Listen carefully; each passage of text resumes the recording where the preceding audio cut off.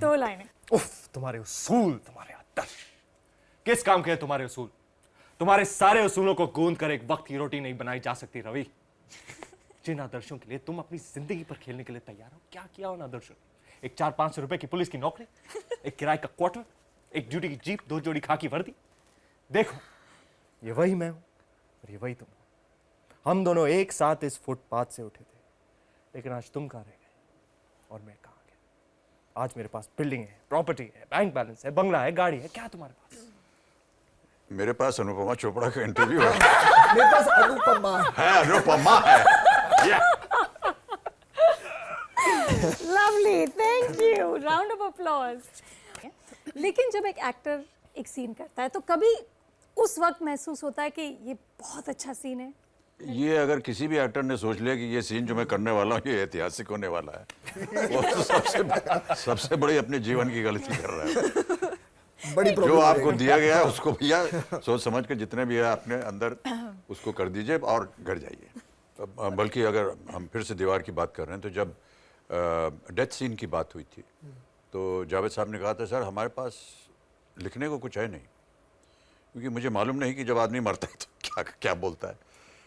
उनके मन में ऐसा था कि जब आदमी अपनी मृत्युशैया पर बैठा हो या लेटा हो तो उसकी जिस पूरी जीवनी है वो उसकी आंखों के सामने से गुजरती है उस समय, ऐसा उनका अनुमान था। तो जो आपके मन में आए उस समय जो आप ठीक समझें वो आप बोल दीजिएगा।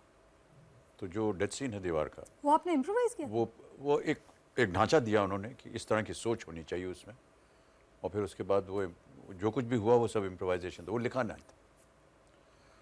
और कई बार ऐसा होता है कॉमेडी सीन्स में ख़ास तौर से, कई बार ऐसा होता है कि अगर आप ऋषिकेश मुखर्जी के साथ काम कर रहे हो तो फिर बहुत आसान हो जाता था।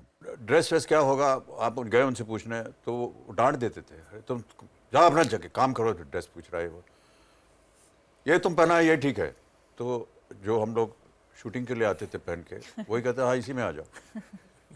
वो हमें जब खराब लगने लगा तो हम घर से पहले ही वो पहन के आते थे जो हम चाहते थे कि इसको हम अपने फिल्म में पहनना चाहें, क्योंकि ऋषि जो है वो बोलने वाला यही पहन लो क्या है। तो हम लोग पहले से वो पहन के आते थे। And because he was such a brilliant editor, वो एडिटिंग तो वो एडिट पहले से करके रखते थे दिमाग में, इसलिए वो कहते थे यहाँ से वहाँ जाओ, वहाँ घूमो, डायलॉग बोलो, यहाँ के खड़े हो जाओ, बैठ जाओ।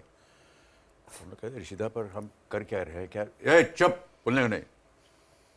मैंने एक नई फिल्म शुरू की है, आपने भी इनके साथ काम किया, आपके बड़े डाई हार्ड फैन है शाहद अली सहगल, तो उनके साथ मैंने फिल्म शुरू की है। रोज़ विदाउट फेल मुझे उदाहरण देते हैं, और अब तो ऐसे हो गए कि व्हाट वुड बच्चन डू। तो एक फ्रेज बन गया है हमारे लिए, जस्ट बच्चन इट बेबी।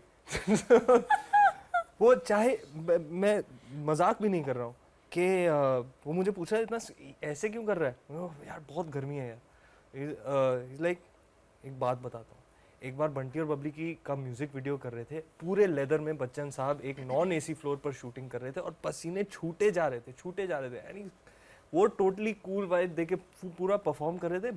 तो मैंने बच्चन साहब को पूछा कि sir aunt you feeling hot? तो उन्होंने कहा यार शायद मैं अपने आप को वो लग्जरी अलाउ ही नहीं करता हूँ, मैं सोचता ही नहीं हूँ कि गर्मी है ठंडी है, मेरा ध्यान सिर्फ जो मैं कर रहा हूँ उसके ऊपर है। एक फ्रेज बन गया है, just Bachchan it, what would Bachchan do. I love that, just Bachchan it. Can we button this interview?